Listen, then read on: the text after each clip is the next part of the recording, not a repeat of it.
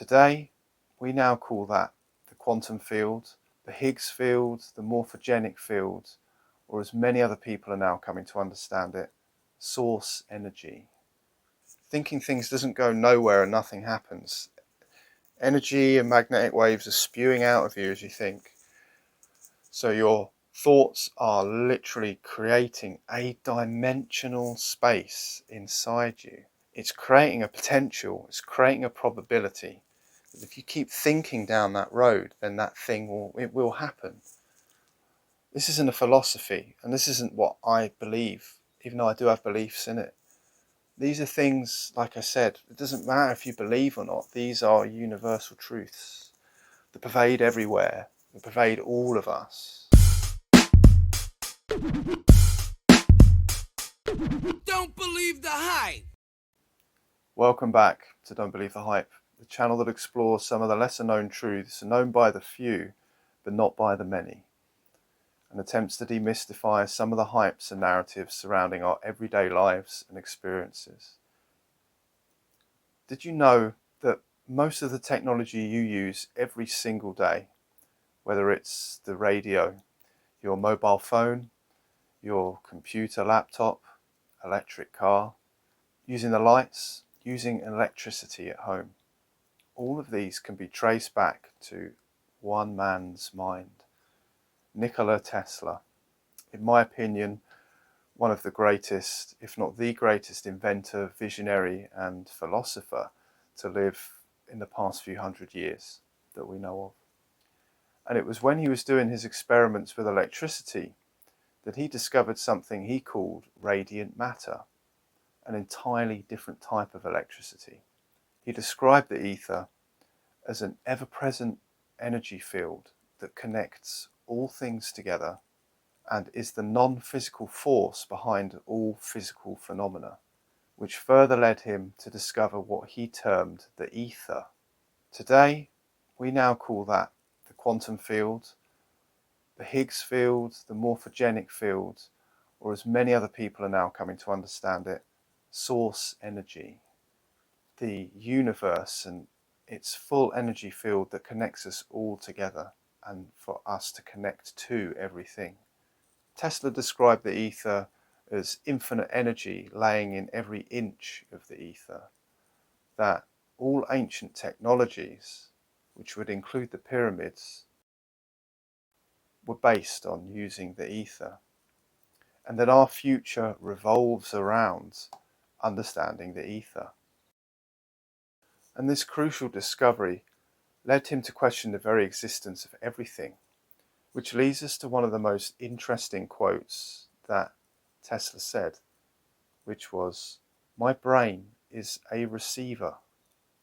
He was able to understand that if everything is energy, then that includes our thoughts and emotions, which must mean that through the ether, through some way of being connected, we're able to receive thoughts, ideas, because almost everything that's ever been thought, to be honest, has already been thought. You're just tapping into what's already been thought through your brain as an antenna. But this is the part of the mind that is connected to the subconscious, and there are layers of the subconscious, but it's not our conscious mind. So we'll often think the thoughts are ours. This is speaking to the understanding that the part of our mind that we build with our five senses is different to the part of the mind that we use that is connected to the universe, which you could say is your ego self is unconscious and your higher self is superconscious. Your ego mind connected to what's happened or just happened linearly, and your higher mind connected to what's happening in a quantum sense that you can't always access consciously. But as I previously referred to, your consciousness isn't behind your eyes and your brain, it permeates every cell of your body. So the brain is the antenna to draw in that focal point of being conscious and having ideas. When you're talking about the subconscious, the conscious mind is where you live, where Phil lives, where your own identity and story lives. But that's just your perception of your life, because you are not your body. You are in fact energy living in the body. Tesla realized this. That's why he said, if you want to understand the secrets of life and the universe, think in terms of energy, frequency and vibration. Your frequency and vibration make up the very being of who you are, because it's all energy. So if you're receiving thoughts, what does that look like? Well, where are these things? How does that work? There is structures called egregores or egregors that are those non-physical aspects of our thoughts and emotions that are shared within the human collective. A good example would be when you go to a meeting or to a restaurant or to a sporting event. Notice when you go to a posh restaurant, perhaps, that there's a certain type of feeling. You almost feel like you need to be a certain way or act a certain way. Maybe you don't. When you go to a football match, you might be drawn in to the energy of your team, your side. When you're in a meeting, people play their different roles, but there's a group think that's there. There's like an atmosphere, a personality. It could be to a company rather than just the meeting. But that atmosphere, that personality is energetically an egregor. It is a non-physical, unintentional and intentional collective thought form. It's something that you just tap into energetically. So it's speaking about archetypes, things that we think of certain objects and things, because everything has an egregor. Phil has an egregor. You have an egregor. Everyone you know has an egregor, and you'll be part of theirs and they'll be part of yours. YouTube has an egregor. Wednesday has an egregor. Your local cafe or bar has an egregor. The school you went to has an egregor. Italy has an egregor. The police have an egregor. Mountains have an egregor. Christmas has an egregor. Plastic bags have an egregor. In fact, anything you can think of or have interacted with has a non-physical collection of thoughts and emotions, frequencies and vibrations connected to it, that we assign it or we are energetically connecting to, knowingly or unknowingly. Another example to get an idea of what egregors are is a word cloud. Word clouds are computer-generated visuals that compile together words from a body of text or information and help clearly identify attributes to that information and topic. The word sizes are proportional to their frequency of use and mean larger words have more shared commonality and recognition. You could see them as what we consciously identify, attribute or attach to certain information. All of these things are energies of thought form, consciousness that we tap into collectively. So when understanding that you're a receiver and you're not the idea, is understanding that you are a part of something bigger, something greater, does in fact help you detach a little bit. Those detachments are what allow you to tap into that sixth sense a bit more, because you're not always having to personally identify with things and make you switch to your subconscious programming that you get from the outside, that you get from institutions and other people and all those things, that you should do the best of what you have got with your skills, talents and abilities in order to manifest something. It's that balance of talking to the universe through your intuition, your gut instinct, and trusting where it's taking you, rather than reacting with doubt and attaching your own biases that are limited in knowing. The balance point being your discernment and ability to evolve and shift your perspectives through reflection and introspection.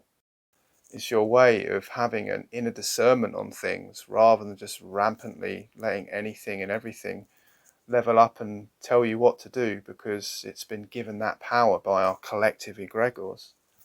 Being an individual is that ability to express yourself whilst connected to everybody collectively, but you don't have to just follow like a sheep or be told or feared into what isn't possible. This leads me to the next thing, that when we have glimpses of the future or the past in the present, when that happens to you or for you, it's actually a resonance of a potentiality of yourself. So to speak about thoughts and emotions being energy, and your subconscious mind is recording everything that goes on in your life all the time, every second, every millisecond of your life is recorded by your subconscious mind. It is taking in all that stuff in your periphery, all the stuff you don't consciously recognize. It's still collected and recorded into your subconscious. But as those things are collected in, it can create thoughts and emotions. Some of these are just going to align to that archetype, that egregor, something that's been programmed into us. Not as a bad thing. These are collective for a reason, but having your own discernment will keep you neutral instead of thinking it's good or bad, really, so that you can apply it if it makes sense to you, or you can just disregard it. But what it will do is create potentials and probabilities in your mind just through thinking. Thinking things doesn't go nowhere and nothing happens. Energy and magnetic waves are spewing out of you as you think. As Abraham Hicks likes to put it, it takes 17 seconds for a thought to gain enough energy to become a fully formed thought. And if you think that same thought for at least 68 seconds, it then has enough energy and a momentum to be able to manifest into something. So your thoughts are literally creating a dimensional space inside you. It's creating a potential, it's creating a probability. If you keep thinking down that road, then that thing will happen. But it's conscious, it's unconscious. It's not something you can just think your way into having exactly what you want. There's a balance because you have to feel it. Feeling is the secret rather than just thinking. But it's a dance when those things are working together. And when they're truly working together, the Trinity, the third part, is the universe. That's what is the turnhouse, the wheel that actually helps things manifest that you need, want, and fulfill you. They're more of who you are. So with those potential probabilities through frequencies and vibrations, you may well find that at times you will get a glimpse of the future or the past in your present moment. And this is because you've moved into resonance with that dimensional space. That thinking that you did is looping back to you because there's a probability here. There's a potential of this thing happening, or that you should go in that direction. It might be linked to your intuition. But understand the reason why the subconscious is always taking all that information in and is connected to the higher mind that goes out up into the ether, into the quantum field, etc., is that you can't be aware of all the potentials and probabilities of everything happening all the time, every millisecond. You'd just be overwhelmed. Your brain would explode. We're not designed that way, but we are designed to be in alignment with that force of nature, with that energy flow. If you're able to detach from a lot of that institutional programming, really. So with that comes to the glimpse that you might get of your future or past, more to do with the future than the past. But sometimes past events will talk to you in resonance of who you are going to be or who you are. And it means if you're in resonance with this thought or emotion, it sort of means you're ready for it, or that something to do with it is happening in your life. And here's where the spiritual bit really sort of helps you, because you can understand that that's something that you should pay attention to, but it's also something you let go of. But it's something you can entertain, but not necessarily have to believe. Almost like what is said around intellect in the modern age, that the true measure of intelligence is whether you're able to entertain something that is impossible or fanciful, fully entertain it, fully create a picture and understanding it in your mind, just to play with it, just to create a concept to go with and try and understand. You don't have to believe it, you can let it go. Rather than saying, no, that's a load of rubbish. It doesn't make sense to me, I'm not wasting my time on that. Intelligence is entertaining it and actually maybe playing things out in your mind with it. In fact, it said the nature of genius is not disposing with information that appears to be impossible to the receiver, that you're then able to actually expand ideas and make your life better. I mean, even quotes from Albert Einstein are always speaking about imagination. I believe it's logic can take you from A to B, whereas imagination can take you everywhere and anywhere. And it's so true. Logical thinking is useful in analytical situations. It is our voice of reason and understanding to make sense of things with reasonable outcomes. But where reasoning is not questioned and it is left to be unconscious or unaware, it's limited thinking.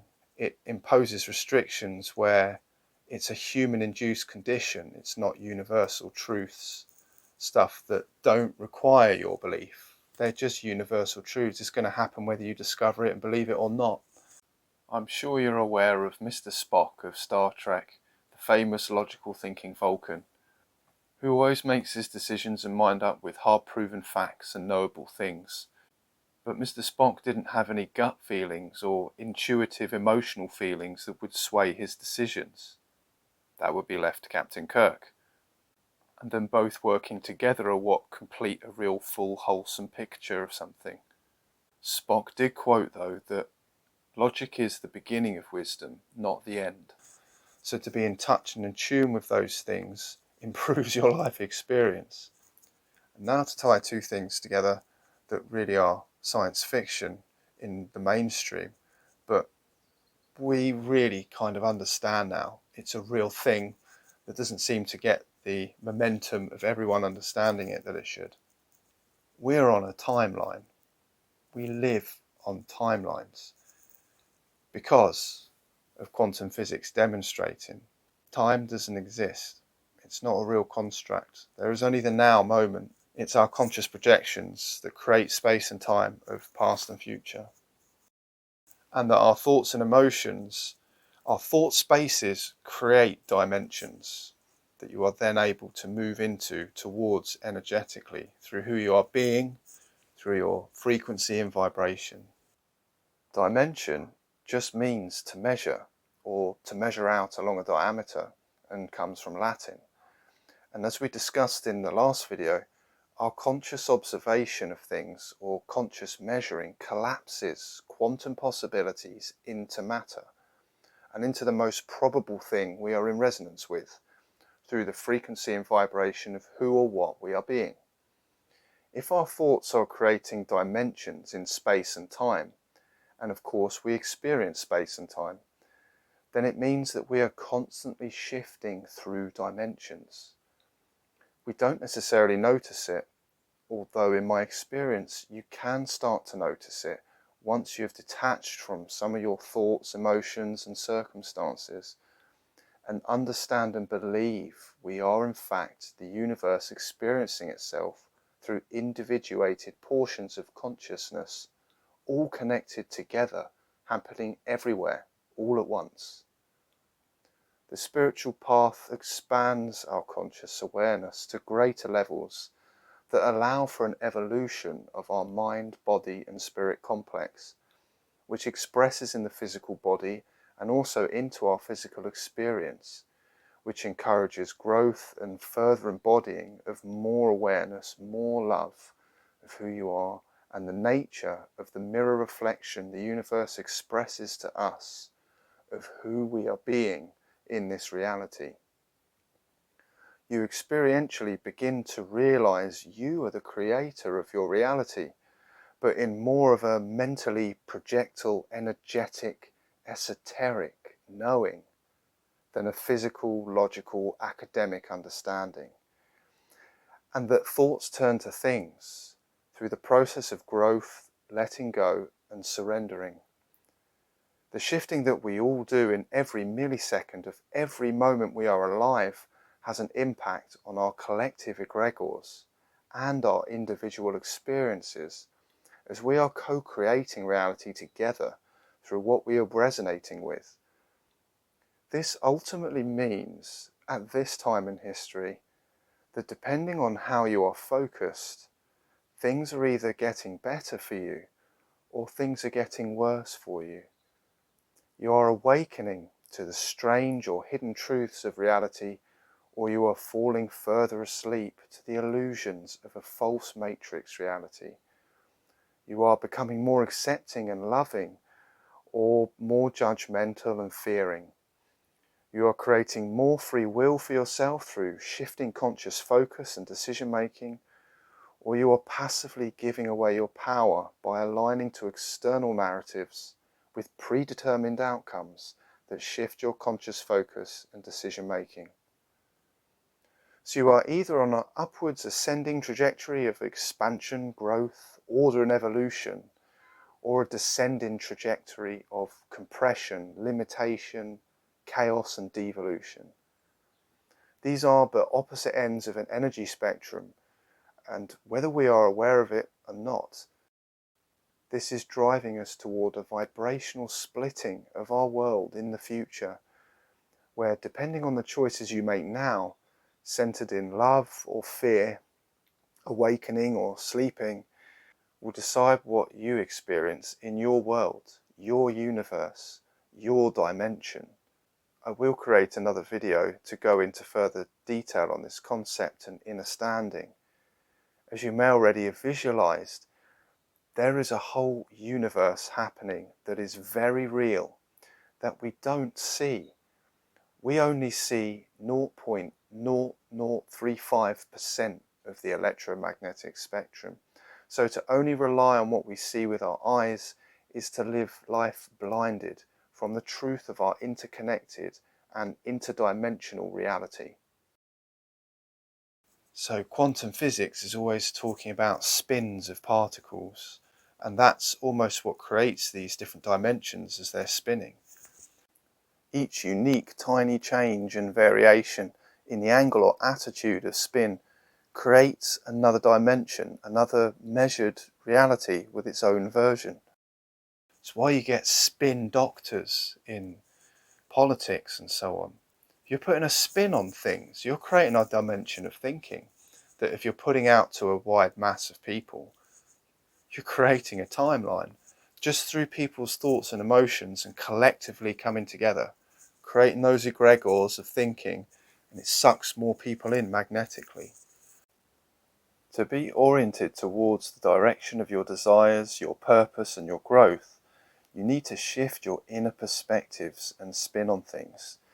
The universe and reality is only going to mirror your thoughts, emotions and actions back to you. So start to become that person you want to be by thinking, feeling and acting as you would in your desired and ideal reality. Start to inquire into why you feel the way you do about things. And perhaps your social group, your family or community have led you to feel a certain way about something because of their life experience. So learn to detach from other people's meaning of things. Don't get caught in the hype, and do unto others what you would expect done unto you. Stop investing thoughts and emotional energy into bad outcomes and expect to receive the good. When things don't go your way, don't take it personally and be steadfast in your conviction to your highest outcome, with all you can do in the here and now with your own imaginal mind as the guide and commander of the frequency and vibration of your highest timeline. It does take practice and conscious awareness and sometimes different situation and circumstances to learn how to finesse taking control of your own thoughts and emotions, as it can take a bit of time to slow down and eventually halt a negative chattering mind. But you will start to notice a correlation between having positive expectations, letting go and surrendering to whatever may happen, which are the quantum possibilities and probabilities in your field of being, and you receive more favourable outcomes. Things work out for you. This is a spiritual journey and a path of self-discovery, so you learn to know and love yourself more as who you are, so you can be much less reactive and more responsive to things.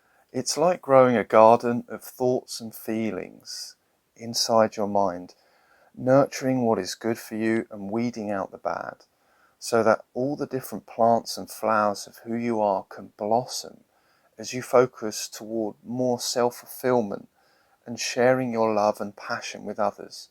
This is a sure way to get on the spiritual path of awareness, not just of our reality, but of who you are and your place in the tapestry of our reality. And with that awareness, you can begin to see and hear the energetic calling of the cosmos to you, and gain more clarity in shifting towards your natural state of being, your authentic self, which means the embodiment of more light within you so that you can shine through to a new and shifted version of your life experience. Your skills, talents and abilities are the key to your quantum possibilities and probabilities. And whatever they are, whatever shape or form they come in, they are important and are needed in this world and this universe. We have the free will to choose and act on what motivates, inspires and fulfills us. The question is, can you realize, imagine and actualize it? So this aspect of timelines is fascinating and a very real thing. We're quantum beings. This isn't a philosophy, and this isn't what I believe, even though I do have beliefs in it. These are things, like I said, it doesn't matter if you believe or not, these are universal truths that pervade everywhere, that pervade all of us. So working in step with that means you're creating a better life for you, a better life for others, a better life for the outside reality you experience. The more of us doing it and not feeding energy into systems that aren't serving us means they're going to fall away.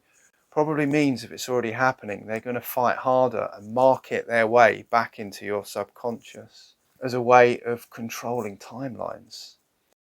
It sounds like a wild idea, science fiction, but it's more that now we have the science and the understanding and enough people having the real life experiences, let's be honest, that we're able to actually know this is how things are playing out in our reality.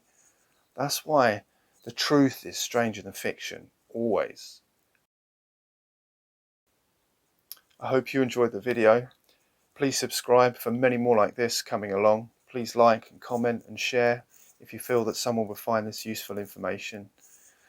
And I should add, it's not just spiritual people that are quantum beings. Everybody is a quantum being in this reality, in this existence. Spirituality is just going to be so that you can realize it, work with it and have a better, more fulfilling life rather than cutting yourself off. So nothing special about spiritual people on that way other than the fact that they're in the driving seat, which I would say is pretty special in a world that seems to have a lot of decay, only seems to, whereas really we are blossoming and blooming right now. Thank you all. Until next time, work in love, be in light, and don't believe the hype.